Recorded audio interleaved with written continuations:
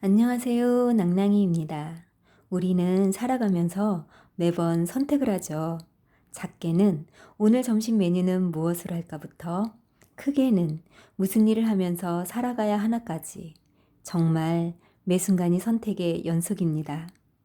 순간의 선택이 평생을 좌우한다고 하는데 무언가에 쫓기듯 아님 어쩔 수 없다라는 체념하에 또는 선택을 강요받으며 살지는 않았는지 생각해 봅니다.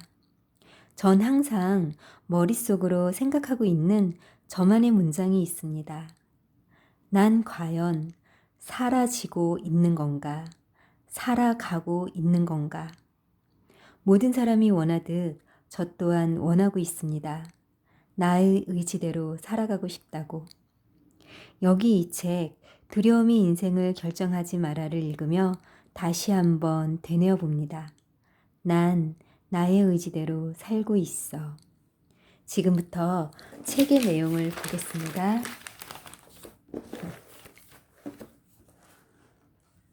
두려움이 인생을 결정하게 하지 마라.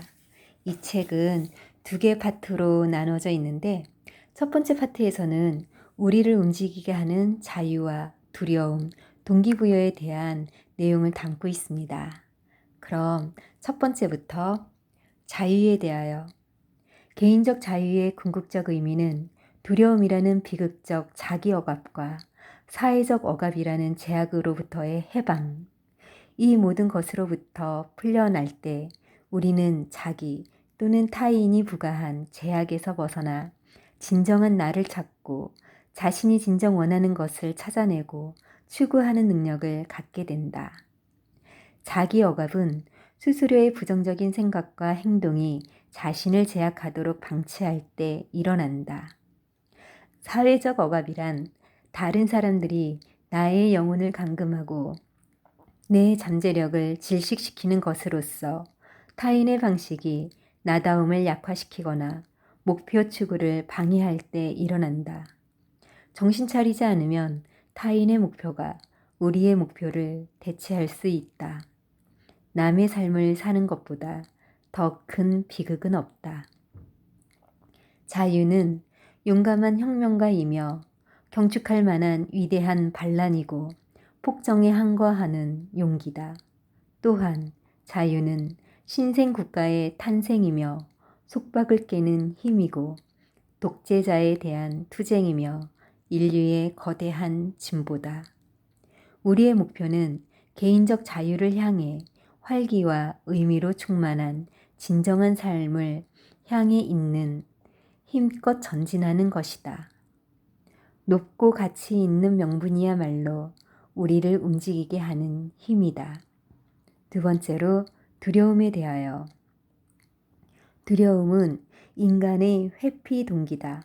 위협, 중압, 고통으로부터 당장 놓여놔야겠다는 것 외에는 아무 생각이 없다.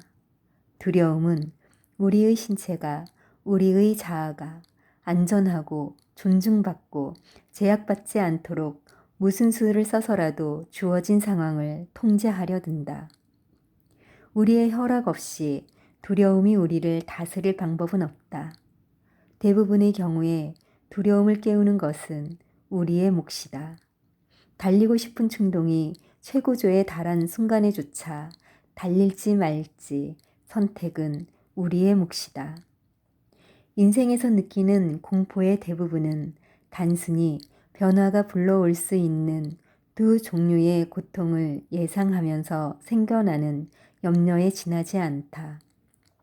상실의 고통과 고생의 고통이 그것이다. 상실의 고통은 어떤 행동을 취하지 않으면 아끼는 무언가를 잃을 것이라고 염려하는 것이고, 고생의 고통은 고생이 예견되는 변화를 두려워하는 것과 관련이 있다. 인생의 고난을 관리하는데 필요한 모든 것은 내면에서 나온다. 고생을 무서워하기보다는 즐기는 자신의 모습을 상상하라. 자유를 향한 여정을 배워가는 것이 신난다는 것을 알면 열의가 생길 것이다. 우리는 도전을 통해 배울 수 있고 성장할 수 있고 지금 시작해야 힘을, 지금 시작해야 함을 믿어야 한다. 왜냐하면 운명은 용감한 자의 편이기 때문이다. 우리는 되뇌이고 또 되뇌어야 한다. 아무도 내 마음에 두려움의 불을 지피지 못하게 할 것이다. 어떤 고난이 오더라도 내 자신에게 충실하고 내 꿈이 나를 이끄는 곳으로 흔들림 없이 나아갈 것이다. 두려움이 아니면 자유가 이긴다는 사실을 언제나 기억할 것이다. 그리고 나는 늘 자유를 선택할 것이다. 세 번째로 동기부여에 대하여. 인간을 움직이는 동기에는 자유 아니면 두려움이 관여한다.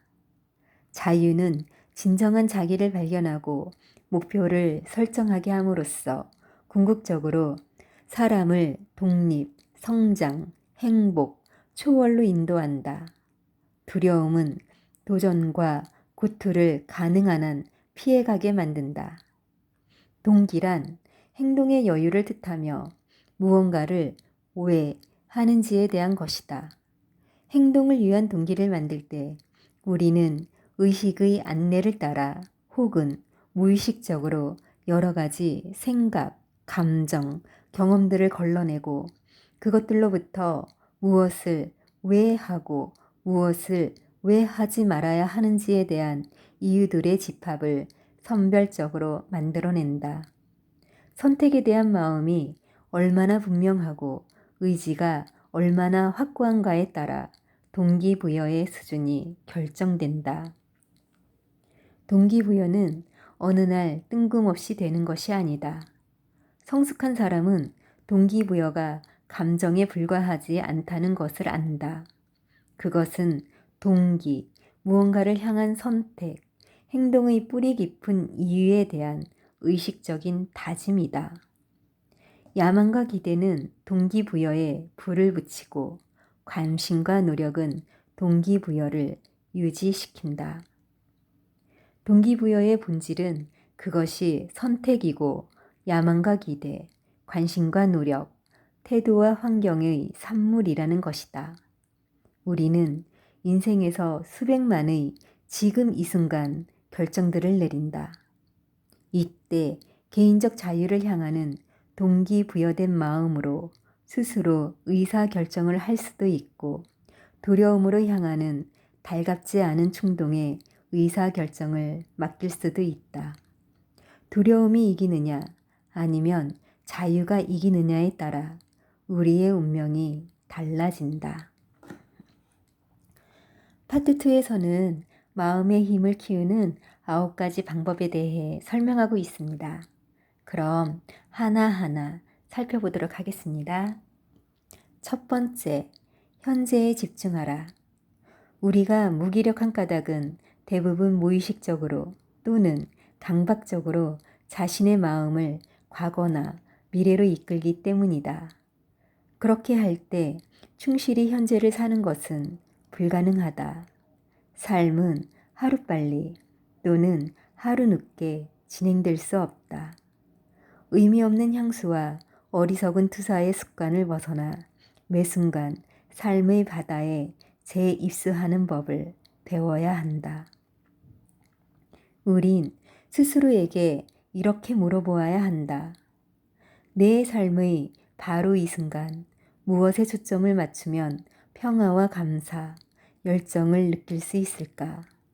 지금 이 순간 나를 어떤 사람으로 드러내기 원하는가? 어떤 종류의 경험을 원하는가? 과거의 추억을 곱씹든 미래의 꿈에 잠기든 자기 삶의 주인이라면 언제나 초점을 현재에 맞추어야 한다. 그들은 차분하게 오늘을 살고 어제의 열매를 따지만 과거를 동경하지는 않으며 내일의 희망을 품지만 집착하지는 않는다. 그들은 바로 지금의 상황과 바로 곁에 있는 사람들에게 관심과 애정을 쏟는다. 매 순간 우리에게는 관찰자, 감독, 수호자, 전사, 사랑의 실천자, 리더 등 6가지 역할 중 적어도 하나가 주어진다. 이 6가지 역할에 대해 부지하다 보면 생각 없이 되는 대로 살게 된다. 반면 이 역할들을 충분히 의식한다면 매 순간 마음의 힘을 제대로 발휘할 수 있을 것이다. 이 역할들에 대해 살펴보면 첫 번째로 관찰자는 의식적으로 지켜보는 자의 역할과 책무가 자의식이라는 선물과 함께 우리에게 부여된다. 관찰자로서 우리는 자신이 누구인지를 총체적으로 살피고 바로 이 순간 어떻게 행동하고 반응하는지 세세하게 들여다본다. 두 번째로 의식적이고 의도적인 삶의 창조자로서의 감독이다. 감독은 우리 삶의 스토리가 무엇이 되어야 하는지, 비전을 현실로 만들려면 우리의 생각과 행동을 어떻게 해야 하는지 항상 고민하고 감독한다. 세 번째는 우리의 마음과 몸과 영혼의 수호자 역할이다. 우리는 인생의 문에 서서 원치 않는 오염원으로부터 스스로를 보호해야 한다. 네 번째로는 과감하고 맹렬하게 굽힘 없이 꿈을 향해 달려야 하는 전사의 역할이다. 두려움을 뒤로하고 확신에 찬 몸부림과 투쟁으로 모든 장애를 넘어서야 한다. 다섯 번째는 사랑의 수호자로서 우리 가슴과 소통하고 타인의 가슴과 교통하며 생기와 활력으로 우리 사랑의 밝은 빛이 주변 사람들을 놀라움과 기쁨과 생명력으로 넘치게 하고 긍지를 갖게 하자.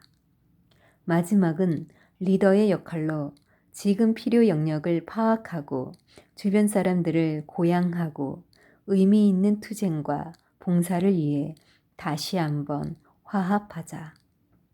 두 번째, 인생의 의제를 찾아라. 인간 본성은 자주와 자유를 향해 우리를 이끈다. 자기답게 살고 꿈을 추구하겠다는 갈망만큼 영혼을 맹렬하게 타오르게 하는 것도 없다. 인생에서 가장 큰 기쁨은 마음이 가는 활동을 펼치면서 자발성과 진정성으로 하루하루를 살아가는 것이다. 인생 의제를 다시 찾으려면 자신에게 물어볼 게 있다. 현재의 나와 미래의 나의 자부심을 느끼는가? 내가 지금 하는 일이 행복하고 세상에 대한 나의 기여가 만족스러운가? 하루하루 주어지는 모든 기회가 감사한가? 뚜렷한 목적의식을 가지고 스스로를 채찍질함으로써 나의 최고 진실을 살아내고 나의 최고선을 실천했는가? 이 질문들을 통해 스스로를 확인하자. 이것들이야말로 결국 가장 중요한 척도이다. 우리의 삶은 궁극적으로 우리의 선택이다. 주변 사람들에게 잘 대해주는 것은 옳은 일이고 우리에겐 그렇게 할 책임이 있다. 그러나 우리의 장기적 정신 건강과 꿈을 희생하면서까지 그래서는 절대 안 된다. 우리는 늘 큰 그림을 마음에 품어야 한다. 저 멀리 꿈이 보인다면 깨어서 진정한 추진력과 의지와 일관성을 가지고 그 꿈을 향해 나아가자. 나태함은 꿈을 악화시키고 죽인다. 세 번째, 내면의 악마를 물리쳐라. 우리의 자유와 성공을 파괴하는 것은 환경이 아니라 생각이다. 불안감과 두려움이 꿈을 씻어내는 걱정의 파도로 자라도록 내버려 두는 건 우리 자신이다. 끊임없이 우리의 진보를 지연시키고 용감한 행동을 요구받으면 이내 움츠러들어 손을 떼곤 하는 것도 우리 자신이다. 위대함은 자신의 내면 세계를 장악한 사람들의 것이다. 그들은 내면의 악마를 굴복시키려는 목적의식이 분명하고 그에 대해 훈련되어 있다. 그래서 그들이 활력과 자신감으로 넘치는 것이다. 깨우침은 자기 억압으로부터 스스로를 해방시키는 사람들에게 찾아오는 특별한 보답이다. 믿음이란 깊은 확신이며 진리에 대한 우리의 신념 체계에 대한 신뢰와 자신감이다. 상실과 슬픔을 겪으면서 계속 전진하는 것은 삶이 나아질 것이라는 믿음 때문이다.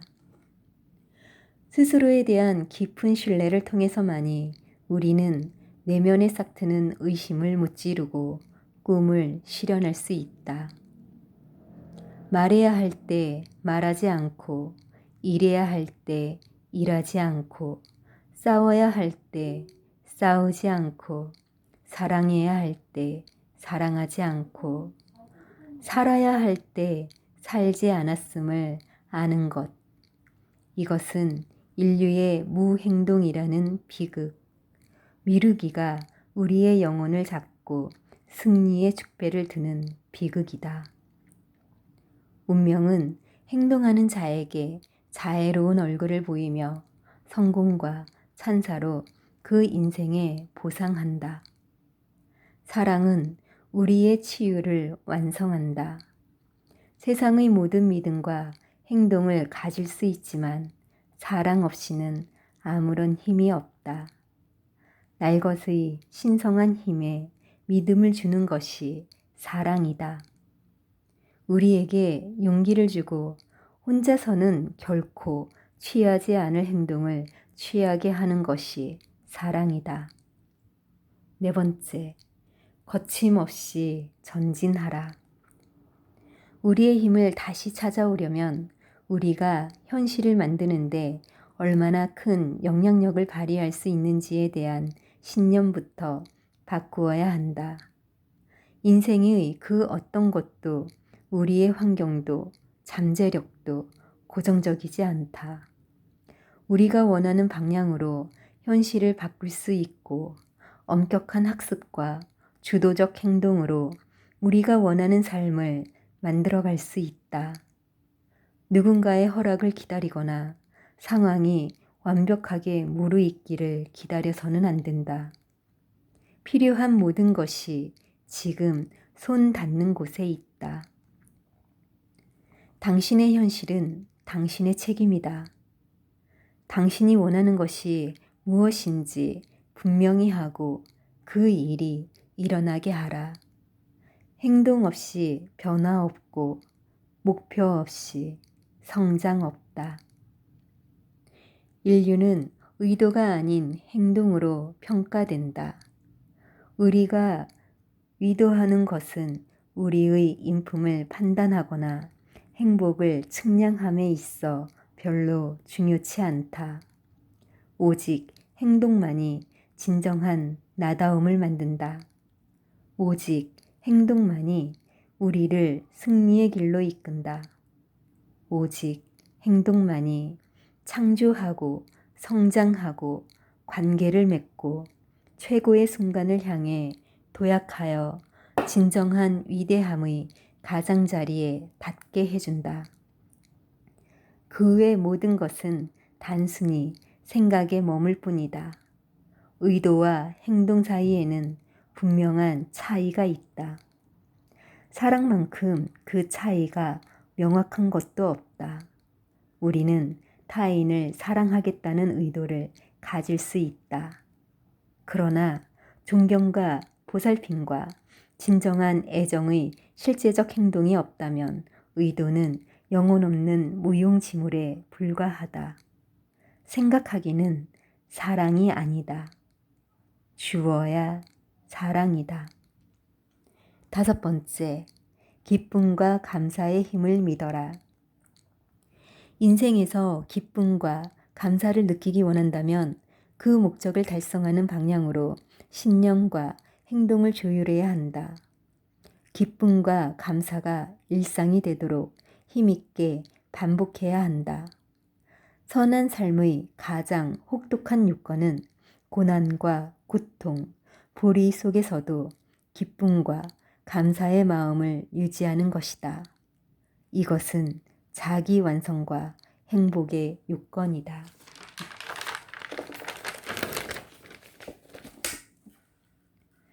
6번째, 도덕성을 지켜라. 도덕성의 6가지 실천 규칙.